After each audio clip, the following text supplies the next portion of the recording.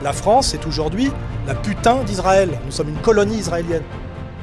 Est-ce que LFI est un parti antisémite pour vous? Pour moi, LFI est le premier parti antisémite de France. Et l'argument selon lequel ils n'ont jamais été condamnés pour antisémitisme n'a aucune valeur. Mon travail à l'époque était de dire du mal de Mélenchon au PS. On m'avait demandé ça, c'était explicitement mon cahier des charges. Et alors ce dont je m'acquittais avec grand plaisir. Et puis avec sincérité. Avec sincérité. Mon travail à l'époque était de dire du mal de Mélenchon. Pour moi, LFI est le premier parti antisémite de France. Jean-Pierre Mignard, l'antisémitisme d'atmosphère. Est-ce que vous êtes d'accord avec cela à propos de la France insoumise? Écoutez, moi, je suis juriste. Donc l'atmosphère, je ne sais pas ce que c'est.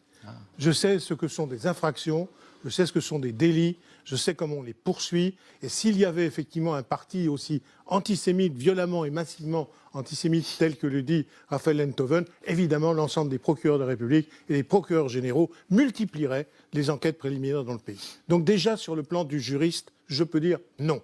Le Rassemblement national n'est plus un parti antisémite, au sens où on avait l'habitude de le dire, mais... Au sens du fondateur, au sens de l'époque du fondateur. Oui, je ne le pense plus. En tout cas, écoutez, moi je ne suis pas un type... je suis pas grossier. Donc j'écoute Marine Le Pen, je n'ai pas entendu de sa part. Simplement, il y a une histoire, il y a une génétique du Rassemblement national.